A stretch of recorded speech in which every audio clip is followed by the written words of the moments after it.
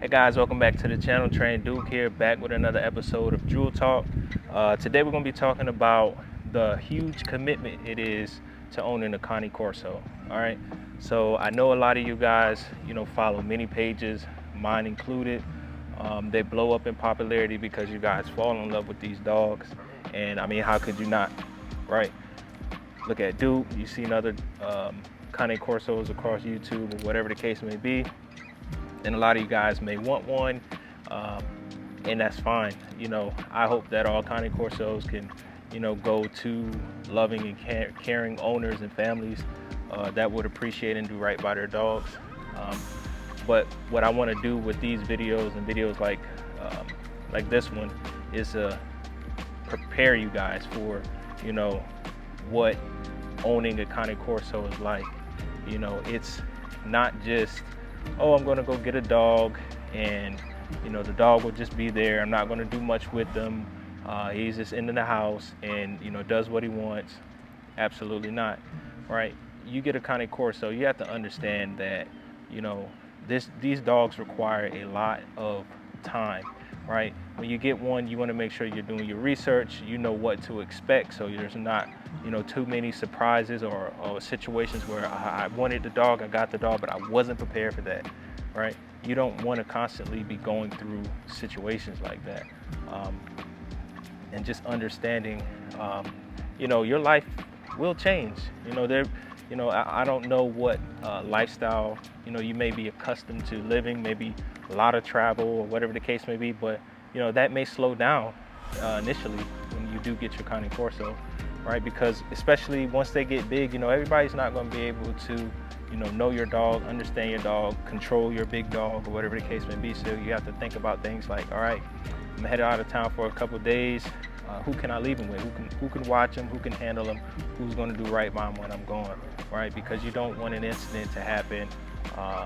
It could be, I don't know, big bite related. It could be big dog related. They didn't understand the strength and, pulled the leash or something like that and, pulled the arm out of socket or something, or, bumped them, knocked them down, whatever the case may be. But you just can't, bounce out and say, oh, I'm just going to drop them off at your everyday, dog boarding facility.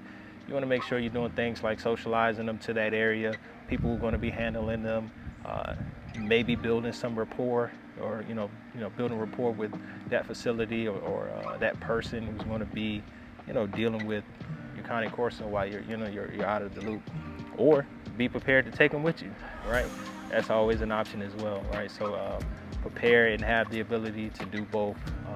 That will help you out. All right, so going back to time, you want to make sure that from the time you get your puppy that you are shaping their behavior, not allowing unwanted behaviors to go without correction and redirection to a behavior that you deem appropriate, and then positively reinforcing that behavior so it doesn't become an issue down the line. I don't think a lot of Connie Corso owners are prepared to invest that amount of time. It's not that they don't have good intentions or a good heart or whatever.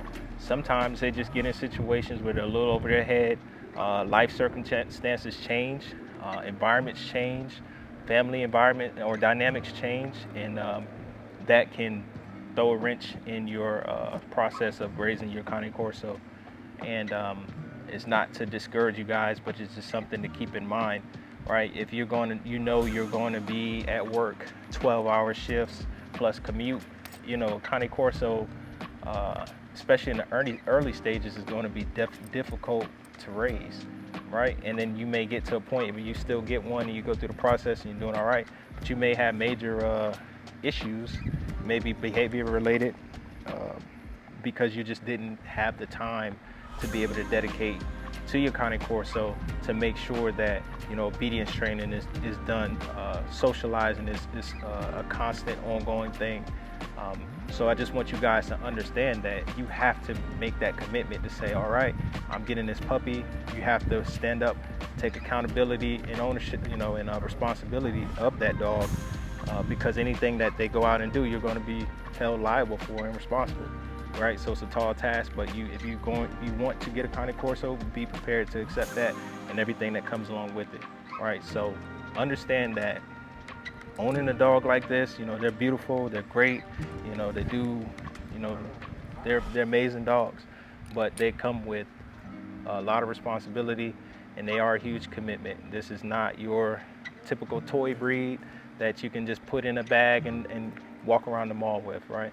So I want you guys to understand that and have a proper understanding. So if you enjoyed a video like this, we got plenty more like it. So I encourage you guys to check out the Drool Talk series.